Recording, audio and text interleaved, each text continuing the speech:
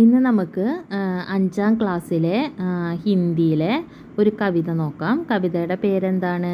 പില്ല. പില്ല എന്ന് പറഞ്ഞാൽ എന്താണ്? നായക്കുട്ടി എന്നാണ് അർത്ഥം.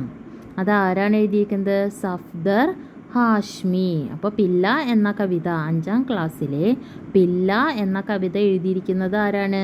സഫ്ദർ ഹാഷ്മി. പില്ല എന്ന് പറഞ്ഞാൽ എന്താണ്? നായക്കുട്ടി. നമുക്ക് ചിത്രത്തിൽ ഒരു നായക്കുട്ടീനെ കാണാണ്ട് അല്ലേ? അപ്പോൾ കുട്ടിയുടെ പേരെന്താണ്? നീതു. അപ്പോൾ നീതുവിൻ്റെ പില്ല, അതായത് നായക്കുട്ടീനെ കുറിച്ചിട്ടാണ് ഈ കവിത. ഇനി നമുക്ക് കവിത നോക്കാം. നീതു കാഥ പില്ല ഏക്, അതായത് നീതുവിന് പില്ല ഏക്, അതായത് ഒരു നായക്കുട്ടി ഉണ്ടായിരുന്നു. ധ എന്ന് പറഞ്ഞാൽ ഉണ്ടായിരുന്നു, പില്ല എന്ന് പറഞ്ഞാൽ നായക്കുട്ടി. അപ്പോൾ നീതു കാഥ പില്ല ഏക്. ഏക് എന്ന് പറഞ്ഞാൽ എന്താണ്? ഒരെണ്ണം. അപ്പോൾ നീതു കാഥ പില്ല ഏക്, നീതുവിന് ഒരു നായക്കുട്ടി ഉണ്ടായിരുന്നു.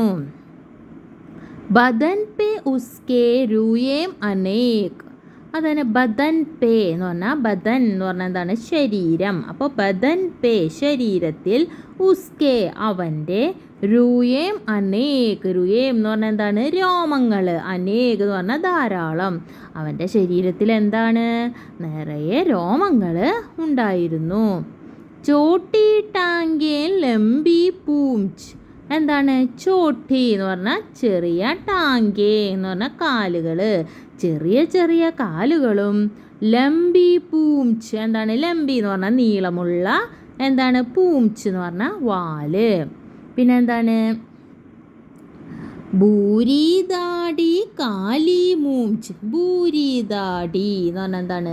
ഭൂരി എന്ന് പറഞ്ഞാൽ തവിട്ട് നിറമുള്ള, ദാടി എന്ന് പറഞ്ഞു കഴിഞ്ഞാൽ താടി രോമങ്ങൾ. ദാടി എന്ന് പറഞ്ഞാൽ എന്താണ്? താടി രോമങ്ങൾ. പിന്നെന്താണ്? കാലി മൂഞ്ച്, എന്താണ്? കാലി. കാലി എന്ന് പറഞ്ഞാൽ കറുത്ത, മൂഞ്ച് എന്ന് പറഞ്ഞാൽ മീശ. അപ്പോൾ ഭൂരി ദാടി കാലി മൂഞ്ച്, അതായത് ഭൂരി തവിട്ട് നിറമുള്ള, ദാടി എന്ന് പറഞ്ഞു കഴിഞ്ഞാൽ താടി രോമങ്ങളും, കാലി മൂഞ്ച് എന്ന് പറഞ്ഞാൽ കാലി. കാലി എന്ന് പറഞ്ഞാൽ എന്താണ്? കറുത്ത, മൂഞ്ച് എന്ന് പറഞ്ഞാൽ എന്താണ്? മീശ അല്ലേ? മക്കി സേ വഹ് ലഡ്താ ഥാ, അതായത് മക്കി എന്ന് പറഞ്ഞാൽ എന്താണ്? ഈച്ച.